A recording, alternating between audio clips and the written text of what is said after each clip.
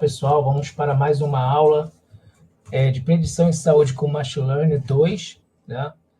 E hoje vamos falar de aprendizagem, transferência de aprendizagem e aumento de dados com foco em redes neurais artificiais.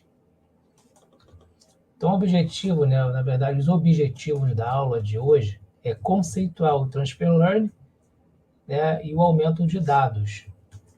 E, claro, assim, como justificar também seu uso em saúde, ou seja, como justificar o uso dessas técnicas exatamente para resolver problemas com dados em saúde. Bom, como introdução, os principais problemas são em relação aos dados com saúde, né? O desafio da saúde com o Deep Learning. Só para a gente recordar, na aula passada, Deep Learning, na verdade, são redes neurais profundas, tá? Então, são redes neurais com muitas camadas e cada uma dessas camadas com bastante neurônios. Mas são redes neurais. E os principais problemas enfrentados é o quê? É o conjunto de dados, né? De dados médicos, geralmente são pequenos. Então, a gente não encontra grandes bancos de dados com frequência na área da saúde. Outra coisa, o custo elevado das anotações por especialista. Talvez até tenhamos um banco de dados grande, só que as anotações, as classificações por especialistas demandadas por uma aprendizagem supervisionada é muito alto. Geralmente, o profissional de saúde ele não tem tempo para fazer essa classificação manual, essas anotações. E aí isso custa caro. Questões de privacidade limitam também o compartilhamento. Então, aquele que tem os dados, né, principalmente pela lei de proteção aos dados em vigor, isso dificulta o compartilhamento entre instituições de saúde dos seus dados. E aí, cada um trabalha ali com o seu banco de dados, não compartilhando com outras instituições. E o desbalanceamento de classes, principalmente com doenças raras, né? Então, se você está fazendo um sistema de machine learning, treinando uma rede neural, e uma dessas classes é uma doença rara, isso dificulta muito, porque você vai ter poucos dados comparado àquela classe que não tem, né, a doença. E as soluções apresentadas, né, algo para atenuar esses problemas, é exatamente o Transfer Learning, né, que é a transferência de aprendizagem entre as redes neurais, e o aumento de dados. Então, né, vamos falar primeiramente do Transfer Learning. Sua definição é reutilizar um modelo de rede neural pré-treinado em uma tarefa fonte, né, uma tarefa primária, para servir como ponto de partida para uma tarefa relacionada ou uma tarefa que a gente chama de uma tarefa-alvo, tá ok? Então, qual seria a motivação em saúde? É mais rápido, né? Quando você usa o Transfer Learning, o treinamento da rede neural, de qualquer outro algoritmo, né? Mas da rede neural em especial, é mais rápido e exige menos dados rotulados do zero. Tá? Então, você necessita de uma base menor de dados, que é algo que é um problema dentro da área da saúde. A analogia do Transfer Learning, né, seria como? É como um radiologista que, após anos vendo raio-x de tórax, por exemplo, ele consegue fazer um diagnóstico de raio-x de joelho, né, mais rapidamente do que um leigo. Então, uma pessoa que passou anos vendo raio-x ali de tórax, ele fatalmente ele vai ter menos dificuldade de se tornar ali um especialista em raio-x de joelho do que uma pessoa leiga que nunca fez nenhuma faculdade de medicina, por exemplo, né? Por quê? Porque ele já entende ali toda a estrutura da imagem, né? A estrutura geral, e tem um conhecimento prévio já estabelecido. Então, por que né, a transferência de aprendizagem, o transfer learning, ele funciona dentro das redes neurais, no caso, né? Porque as primeiras camadas, elas vão aprender características genéricas, como as bordas e texturas. Isso todas as imagens possuem, sendo imagens médicas ou imagens, né, imagens não médicas, né, imagens comuns de outros domínios. Todas as imagens vão possuir bordas, né, vão possuir texturas. E essas redes neurais, as primeiras camadas que são responsáveis pela extração dessas características, elas já são treinadas em um grande número de imagens. Ou seja, ela está aprendendo ali o básico, é como uma criança, né, que passa ali pelo ensino fundamental, ensino médio, e aí depois ela vai para o ensino superior para poder aprender, né, se especializar em uma determinada área. Mas ela tem ali o conhecimento básico, ela teve todo o conhecimento básico que é comum a todas as áreas. Então, independente do nível superior que a pessoa entre, né, se é em medicina, se é em engenharias, se é na área de humanas, todas elas passaram por um ciclo básico, aprendendo uma informação que é comum para todos, que seria o quê? Aprender a ler, aprender a escrever, aprender a fazer cálculos básicos, aprender o básico de ciência, né? Então, tudo aquilo ali vai servir o quê? Como base para que a pessoa possa se especializar no que ela for escolher, né? Então, a ideia seria praticamente essa, ou basicamente essa. Então, nas redes neurais, as redes neurais vão aprender aquelas informações básicas a qualquer tipo de imagem, e aí as últimas camadas é que vão se especializar nas características do domínio das imagens médicas, tá ok? Então vamos em frente. E aí você tem basicamente três tipos, né, de transfer learning, que é o extrator de características, onde você faz aqui todo o congelamento das camadas, e aí você apenas cria novas camadas totalmente conectadas, como nós vimos nas aulas, né, de Deep Learning. O Fine Tune, que você congela as primeiras camadas convolucionais, por exemplo, né, se for uma rede neural convolucional, e aí você destrava, né, ou torna treinável as últimas camadas, mais as camadas totalmente conectadas. E, por último, o treinamento do zero. Né, o treinamento do zero, onde todos os pesos são treináveis de todas as camadas, desde a primeira camada convolucional, se for uma rede neural convolucional. Tá? Então, só para detalhar mais um pouco, né, a primeira estratégia, que é o congelamento de camadas, como é que ela funciona? Vai manter os pesos das camadas iniciais fixas e treinar apenas as últimas camadas de classificação. E quando que você usa? Você vai usar quando você tem um banco de dados pequeno. Né? Então, o teu problema ali particular na área da saúde, você tem um banco de dados pequeno, então é recomendado que você use essa primeira estratégia, tá? Onde você vai congelar todas as camadas, por exemplo, se eu estou falando de uma rede neural convolucional, você vai congelar todas as camadas convolucionais e apenas a camada, né, as últimas camadas, que são as camadas de classificação, por exemplo, que elas vão ser liberadas para o treinamento, tá?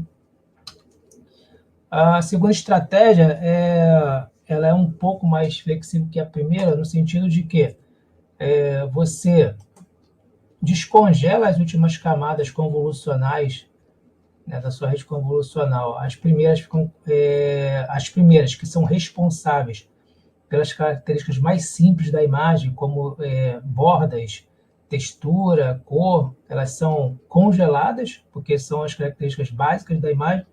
E as últimas que extraem aquelas características mais finas da imagem, elas são descongeladas para o treinamento dentro da sua base de dados específica, tá ok?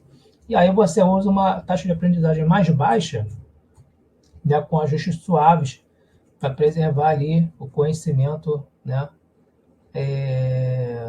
adquirido, ok?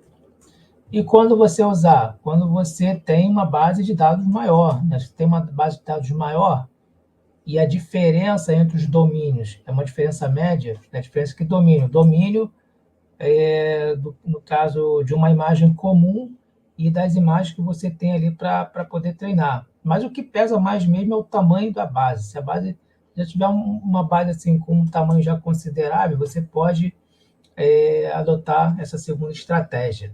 A terceira estratégia, que não é recomendável, né, na área da saúde, é treinamento do zero. Onde todos os pesos, todas as camadas, elas são liberadas para o treinamento, e aí os pesos são inicializados de forma aleatória, geralmente utilizando alguma técnica, né? Uma técnica, por exemplo, de Xavier, é uma boa técnica para você inicializar os pesos que vão ser treinados, tá? Mas a desvantagem é essa, porque como você tem poucos dados no geral, dados rotulados na área da saúde, você quase sempre vai ter um overfit no treinamento dessa rede neural, ok? Então, assim, casos raríssimos se usa essa terceira estratégia na área da saúde, apenas quando você quer fazer comparação de arquiteturas, né, de redes neurais, você adota, né, essa estratégia, né, mas é raro na prática por exigir muitas imagens para o treinamento, ok?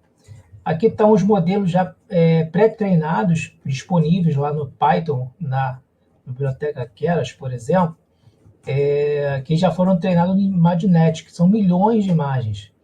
Tá? Então, por exemplo, aqui você tem o VGG, que é uma arquitetura de rede neural convolucional, que tem a sua família, né, que vai lá do VG16 ao VG19, né, então uma arquitetura de 2014, que é de um grupo lá da Universidade de Oxford. Tá? Tem a ResNet, que é da Microsoft, que é uma rede que foi proposta em 2015, e a Inception do Google, de 2014 a 2016, com algumas versões. Tá, ok? Então, todas essas redes neurais aqui, você já encontra elas pré-treinadas, ou seja, é possível utilizar a técnica de Transfer Learning quando você está programando lá em Python usando a biblioteca Keras. Então, é muito simples, tá? A gente vai ver isso na aula prática, no código. Isso é muito simples de você implementar e utilizar essa técnica já em arquiteturas já existentes, tá? E consagradas. Então, aqui só para reforçar, né, o Transfer Learning para imagens médicas, então, basicamente é isso aqui, né? Então, você tem aqui a imagem, né? Então, aqui é uma rede neural convolucional, você tem aqui a imagem, então você tem você tem as camadas, né, convolucionais, que são essas que estão em azul, e as camadas da parte totalmente conectada da tua rede neural. Essas em vermelho não são mais convolucionais, ou seja, elas já não extraem características das imagens. As únicas que extraem características das imagens são essas que estão em azul, que são as camadas convolucionais. Ao final dessas camadas aqui, né, passando para essas camadas que estão em vermelho, as características das imagens, né, como a gente viu na aula de Deep Learning, elas se transformam em um vetor de características que são passadas para essa que vão realizar a classe específica ali, se a gente está falando de uma tarefa de classificação de imagens, ok? Quando se fala também em Transfer Learning, né, processamento de linguagem natural, se dá da mesma forma, né? Então, você, por exemplo, essas redes neurais como o BERT e o ChatGPT, elas são treinadas em grandes bases de dados, né? Disponíveis aí na internet. E aí você, se você está usando, você está criando um chatbot, por exemplo, para o seu problema específico, onde tem um domínio ali, né? Você tem um domínio do teu problema, tem um vocabulário específico, tem um contexto específico, você utiliza já essas bases pré-treinadas, né, famosas, como do ChatGPT, E você pode usar o Transfer Learning, como, por exemplo, você congela aqui as primeiras camadas e as últimas camadas, elas são treináveis dentro da tua base específica, no teu domínio do problema, tá? Agora vamos falar do aumento de dados, né? Que é uma outra técnica também muito importante para se combater o overfitting. E dentro da saúde, é claro, né? Como a gente falou lá no início, um dos grandes problemas é o quê? A falta de dados em quantidade exigida pelas redes neurais, o treinamento de uma rede neural. Então, redes neurais exigem um grande volume de dados. E qual a definição? Conjunto de técnicas para aumentar artificialmente a quantidade e a diversidade da base de dados de treinamento. Tá? Então, é a definição básica da técnica de aumento de dados. Então, o princípio básico é criar novas amostras de dados a partir das amostras existentes por meio de transformações que preservem o rótulo da classe. Então, é super importante, né, ter isso em mente. Então, a técnica de aumento de dados, quando aplicada a dados médicos, tem que gerar novos dados, né, seja ele dados tabulados, ou seja, imagem, ou sejam sinais, sinais biológicos, mas que esses dados eles sejam dados reais, dados que num exame, né, na vida real, o profissional que vai analisar aquela imagem poderia encontrar, tá? Então ele não pode, por exemplo, você não pode aplicar um aumento de dados que possa gerar uma imagem que na verdade não existe. Então, por exemplo, você pega ali um raio-x do tórax, né? Você sabe que o coração está geralmente à esquerda, né? E aí você faz uma reflexão nessa imagem, que é uma das técnicas, né, de aumento de dados. Você faz a reflexão da imagem onde o coração vai ficar ligeiramente à direita. Bom, isso na vida real não existe, então isso não é possível. Ou seja, isso não é uma operação geométrica possível para se aplicar em aumento de dados para gerar imagens desse tipo, porque são imagens que na vida real elas não existem. Tá? Então, quais são os principais objetivos, né, do aumento de dados? Claro, primeiro, aumentar o volume de dados, né, o próprio nome já diz, mas que, consequentemente, esse aumento de dados, o que ele tem por trás dele? É reduzir o overfit, né, que é um dos principais problemas no treinamento, né, de algoritmos de machine learning, é você controlar o overfit. Então, é reduzir o overfitting, porque vai aumentar a capacidade de generalização do seu algoritmo e, consequentemente, você vai melhorar o que? A robustez do teu modelo. Então, ele vai poder melhorar seu desempenho em dados reais, tá? E também quando você tem desequilíbrio de classe. Então, você tem, principalmente nas tarefas de classificação, e algumas medidas, né, de classificação, elas são muito sensíveis a desequilíbrio de classe. Então, quando você tem desequilíbrio de classe, que é muito comum na área da saúde, principalmente com dados com doenças raras, você utiliza o aumento de dados para poder gerar dados sintéticos daquela classe minoritária, no caso, doenças raras, para que você tenha as duas classes com o mesmo número de imagens, o mesmo número de casos, né? O mesmo número de instâncias. É importante, então, na área da saúde, do aumento de dados, né? Então, de novo, está ligado à escassez dos dados médicos.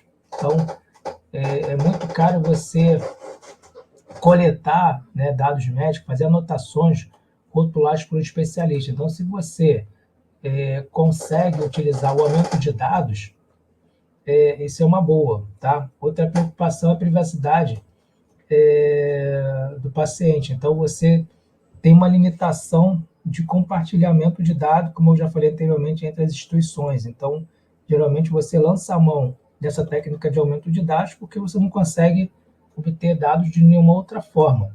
O desequilíbrio de classe, como eu já falei, né?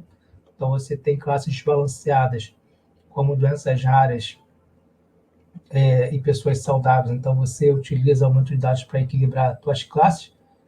E, claro, a generalização do teu modelo no conjunto de teste, tá? Porque você teve mais dados para o treinamento da sua, no caso aqui eu estou falando da nossa rede neural, né? Das redes neurais, mas isso serve para, principalmente para redes neurais, né? Mas também isso serve para outros algoritmos de machine learning. Então, o aumento de dados ele é baseado em algumas técnicas de transformação, né? Então, tem as técnicas geométricas, que são elas rotações, onde você vai rotacionar a imagem com determinado valor de ângulo, as translações, reflexões, né?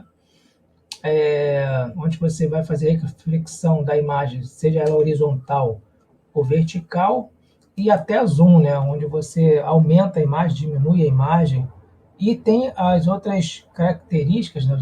As outras técnicas baseadas em cores e intensidade, que aí é ajuste do brilho, né? Do contraste, da saturação, a diminuição do ruído. Então, essas técnicas elas são utilizadas para gerar, em particular aqui, né? Estou falando aqui de imagens, tá? Porque é aumento de dados para imagens médicas, ou seja, aplicações visuais, tá?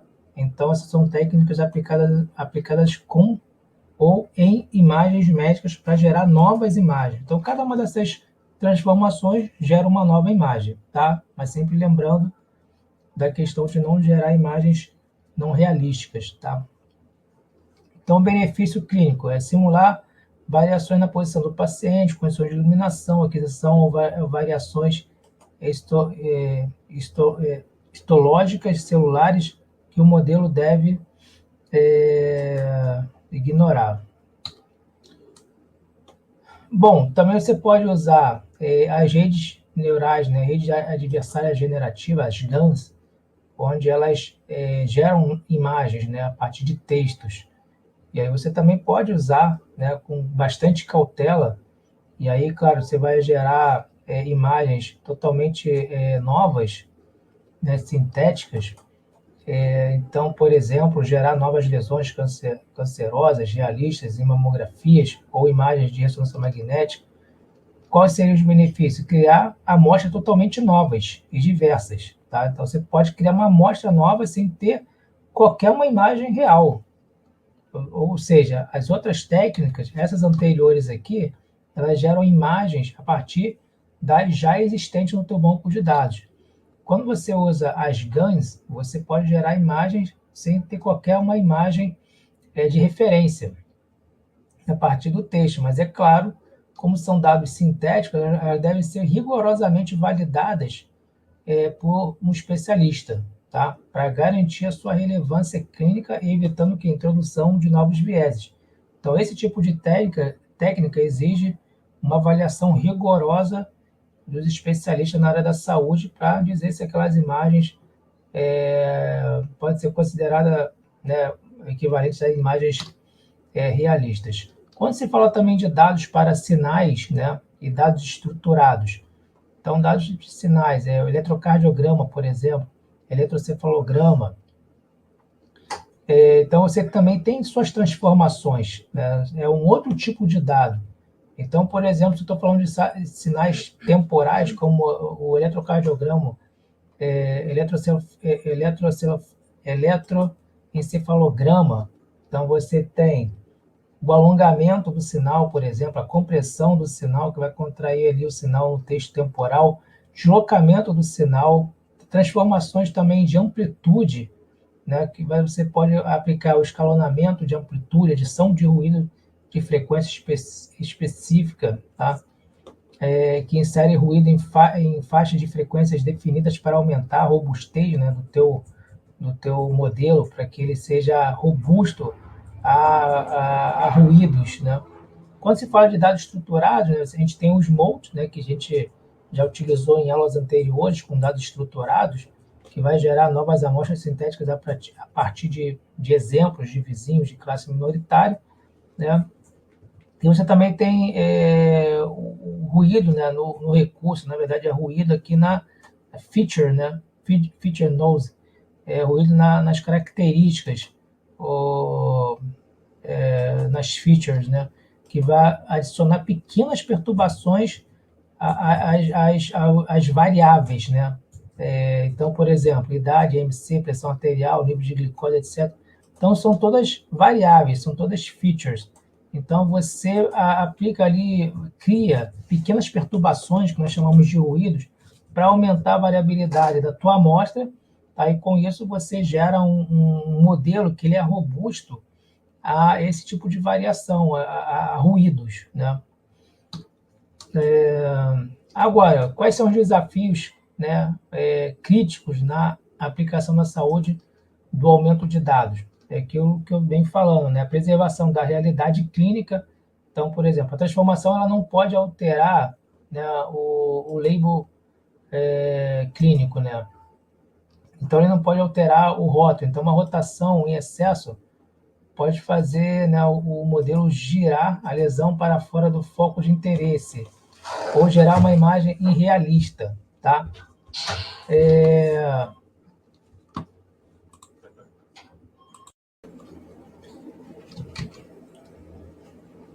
E, bom, qualidade também dos dados sintéticos, né? Como, por exemplo, gerado pelas GANs, né? Então, você tem que garantir que as imagens geradas sinteticamente não contêm artefatos, né? Que a rede neural possa aprender como sendo a doença. Necessidade de validação por especialistas para dados de alta importância clínica, tá? Então, sempre tem que ter esse cuidado. E, claro, vieses, né? Então, se os teus dados têm um viés original, tem que tomar cuidado para que o aumento de dados não amplifique esses vieses. Então, primeiramente, tratar, né, as questões de vieses, de injustiça nos seus dados, para depois aplicar as técnicas de aumento de dados, tá? E o aumento de dados, assim como o Transfer Learner, também tem um papel de combater o overfit na saúde, né? Então, como é que o aumento de dados ele pode ajudar? Basicamente, né, aumentando o tamanho do banco de dados, né, que é uma das soluções para combater o overfit, né? Porque vai forçar a rede neural, por exemplo, a aprender características invariantes e essenciais na patologia, em vez de dados irrelevantes, tá? E o resultado, modelos mais robustos e confiáveis. Então, aqui é um fluxo de trabalho e melhores práticas, né? Então, você primeiramente fazer uma análise do teu banco de dados, né? Identificar escassez, desequilíbrio de classes. Outra coisa é você fazer a seleção de alguma técnica a partir dessa análise, dessa identificação. Quais técnicas você vai usar, né? São técnicas geométricas, estou falando de imagens, né? Estou falando de imagens, será que são as técnicas geométricas de densidade, as GANs? Aplicar o aumento apenas no dataset de treinamento, apenas no conjunto de treinamento, tá? Nunca no conjunto de teste ou validação, mas só de treinamento, tá? Mas nunca no conjunto de teste, aquele que você separa lá no começo, né, do teu desenvolvimento, você separa lá treinamento e teste. Então, o teste você não aplica aumento de dados, porque ele deve ser o quê? Deve ser real. Tem que ser dados reais. Aqui está teste e validação, mas a gente sabe que a validação é um pequeno teste dentro do treinamento, né? Então, fatalmente, você vai pegar o conjunto de treinamento, você vai gerar dados sinteticamente, e aqueles dados, né, se você aplica ali um K-fold cross validation, ele eventualmente vai estar dentro do conjunto de validação, tá? Então, né, então aqui interprete apenas como conjunto de teste, ok? Outra coisa que eu também queria chamar a atenção, que aqui, né, botei, por exemplo, 25 normal e 5 patológico, né, como desequilíbrio de classes, mas até menos do que isso, né?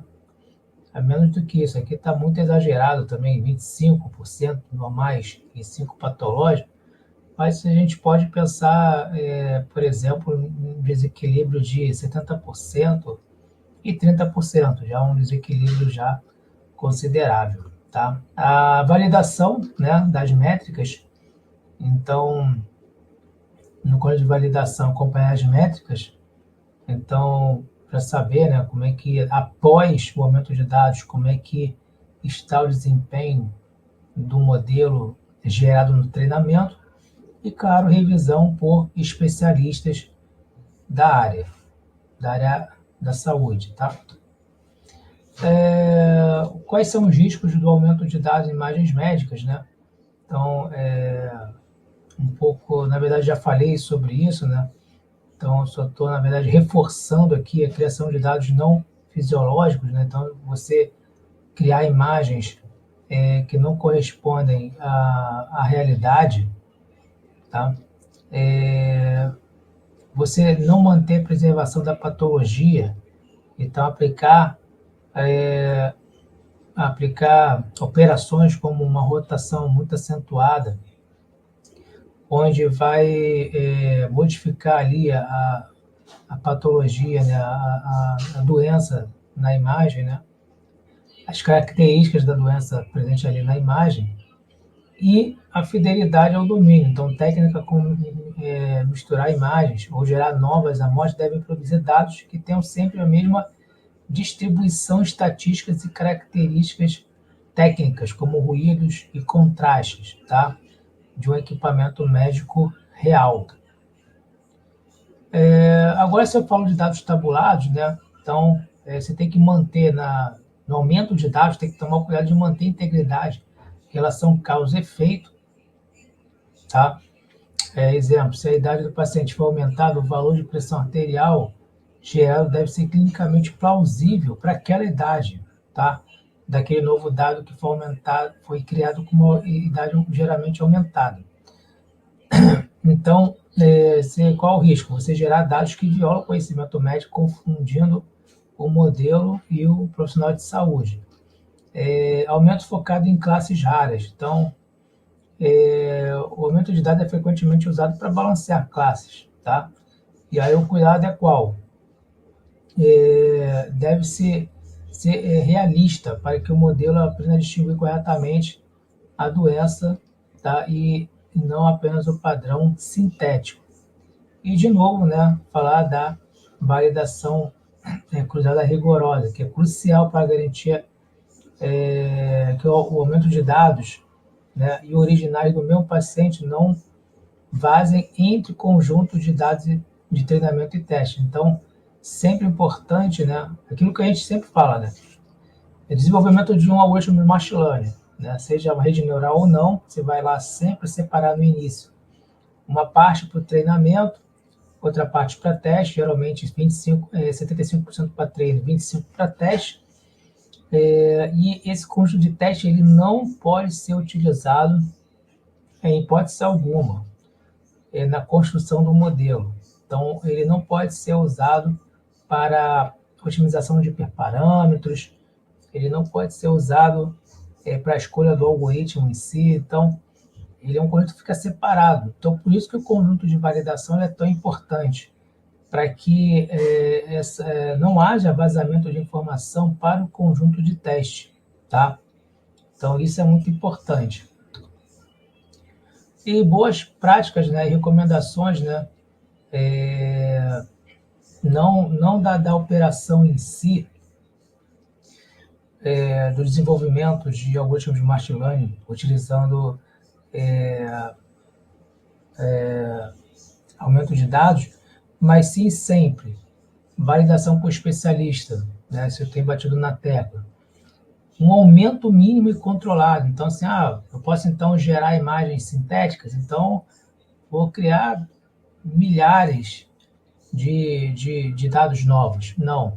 Sempre aumentar o mínimo possível. Você já alcançou ali o mínimo que é aceitável para o treinamento, por exemplo, de uma rede neural, então pare por ali, tá? E, claro, priorizando sempre transformações que façam poucas mudanças, né? De baixa magnitude. O teste sempre com dados reais, nunca com dados... Então, um conjunto de testes que você separa lá no começo, então, inicialmente você tem os dados reais, né? Então, você vai separar treinamento e teste. Então, esse conjunto de teste é de dados reais. Tá? Você não pode fazer um aumento de dados no teu conjunto de dados completo E aí, a partir dali, separar em treinamento e teste, porque eventualmente você vai ter dados sintéticos no teu conjunto de teste. Então, no conjunto de teste que está representando, né, ali você vai estimar o desempenho do teu modelo em dados do futuro, dados reais, sempre ter dados reais, tá? E, claro, foco clínico acima de tudo. O objetivo principal do aumento de dados em saúde é aumentar a robustez e a segurança clínica, não obter a melhor pontuação e métricas, tá? Ou seja, ter um algoritmo robusto, ou seja, ele é robusto em relação ao quê? À variabilidade, aos ruídos. Isso só consegue, né, com um número considerável de dados. Então, assim, o foco não é você aumentar os dados, vou aumentar os dados para eu conseguir a melhor, chegar a 100% nas minhas métricas, e sim você ter um algoritmo super robusto, né? Limitações também, né, do aumento de dados para cada tipo de exame médico. Então, por exemplo, se você pega aqui uma imagem de radiologia, um raio-x, né, por exemplo, e aí você considera as operações, né, de rotação e reflexão, tá? Quais são as limitações? Rotação que invalida a orientação anatômica, né? Não permitindo, por exemplo, pulmão de cabeça para baixo, não permitido se o posicionamento for parte do diagnóstico, tá? Então, isso não seria permitido, esse tipo de rotação, se o posicionamento é parte do diagnóstico. Então, a gente tem que tomar cuidado, né, com as operações, porque se o posicionamento é parte do diagnóstico, isso não é permitido. Agora, por exemplo, o mesmo tipo de imagem, então eu mexo lá com brilho, contraste, né, e ruído, que são transformações fotométricas. Que aí é interessante, porque ele é permitida para o quê? Simular variações de equipamentos, tá? Mas deve se manter a visibilidade da lesão. Então, assim, esse tipo de operação que você mexe no brilho e no contraste, isso é interessante por quê? Porque cada equipamento ele gera a imagem, né, com um determinado valor de brilho, determinado valor de contraste. Então, existe essa variabilidade em relação, né, aos vários equipamentos. Então, quando você utiliza as operações de imagem mesmo, né, onde você vai as transformações fotométricas, não geométricas, onde você vai mexer no brilho, no contraste, isso vai permitir que você simule, né, diferentes equipamentos, tá? Então, só para aqui tem uma legenda aqui embaixo, pessoal, mas aqui não saiu a cor, né? A verdade é que esse verde aqui que é permitido, né? Onde está verde, onde é amarelo é usar com cautela, e onde está em vermelho é não usar, tá? É proibido. Então, por exemplo, sinais fisiológicos, usar flips, inversões no tempo. A inversão no tempo, o espelhamento muda a progressão clínica do sinal. Por exemplo, arritmia. Então, não é permitido, pois cria dados clinicamente inválidos. Então, repare que para esse tipo de exame, de dado, usando esse tipo de operação, fazendo flips, inversões, né, fazendo inversões no tempo, você vai gerar dados que são inválidos clinicamente, por isso que aqui está em vermelho, tá? E aqui segue até o final, tá? Alguns exemplos de alguns exames e operações que podem ser consideradas válidas ou não, ou que possam ser usadas, mas com um certo cuidado, tá? Tá? Só lembrando aqui que é amarelo, verde, que pode usar, né, sem problema algum, são operações que pode usar para esse determinado exame sem problema algum. Amarelo, usar com moderação, e vermelho é o que não pode ser usado, ok? Então é isso, pessoal. Um grande abraço aí para vocês.